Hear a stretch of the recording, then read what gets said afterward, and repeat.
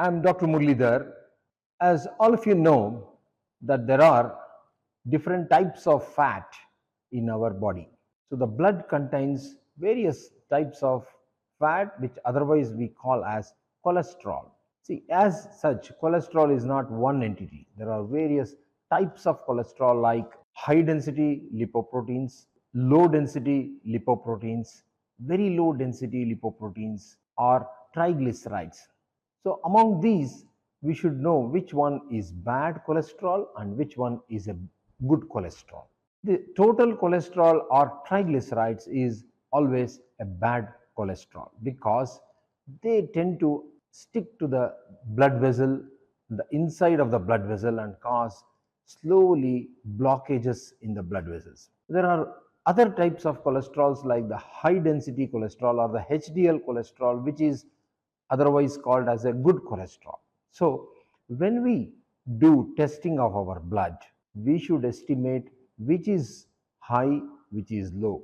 As such, the triglycerides should always be within control. Like the normal triglyceride level is between 150 to 160 milligram per deciliter, and people should always have their triglycerides less than this.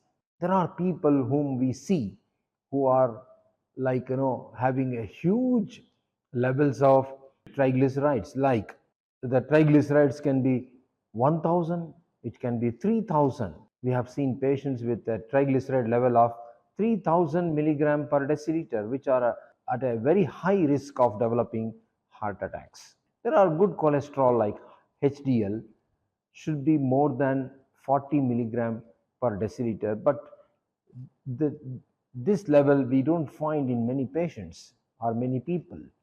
So we all should maintain a very good levels of cholesterol. If it is a bad cholesterol, it should be less than 150, that is the triglyceride, or if it is a good cholesterol like a HDL, it should be more than 40 or 45 milligram per deciliter. Let us know what happens within the blood vessel.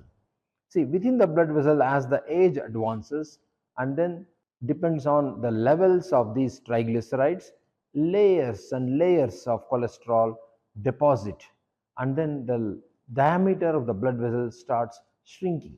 So now let's say in the heart, we have coronary arteries which are very small, maybe 3 to 4 millimeter in diameter, and then these blood vessels, they start aging, and then the layers and layers of cholesterol start depositing within the blood vessel, and then the diameter slowly starts coming down. At one stage, there may be a situation where these blocks will aggravate because of sudden clotting of blood, so which we call as acute coronary syndrome, ACS.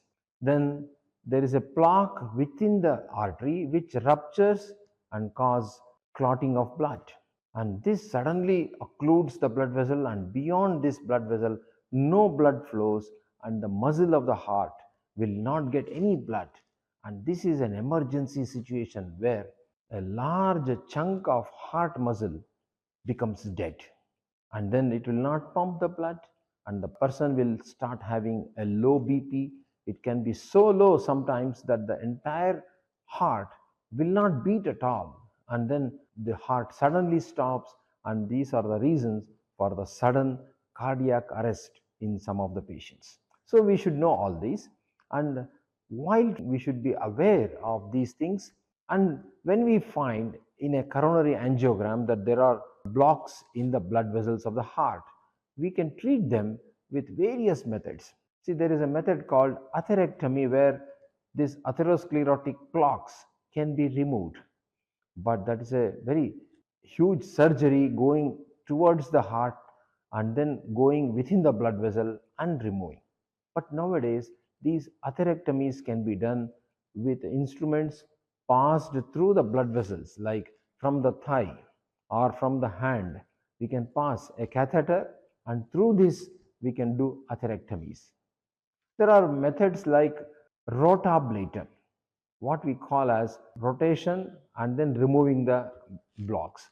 These rotablators rotate at a very high speed of 2 lakh RPM, means 1.5 to 2 lakh revolutions per minute. And then when they rotate with a rough edge, they remove the blocks within the arteries. And some of these diabetics, where the blood vessel is little hard, the calcium deposit is very hard to break or open up through the balloons, we use these rotablators, which are very handy. And then, of course, the classical angioplasty, that is a balloon angioplasty, and with a stent. What is the stent?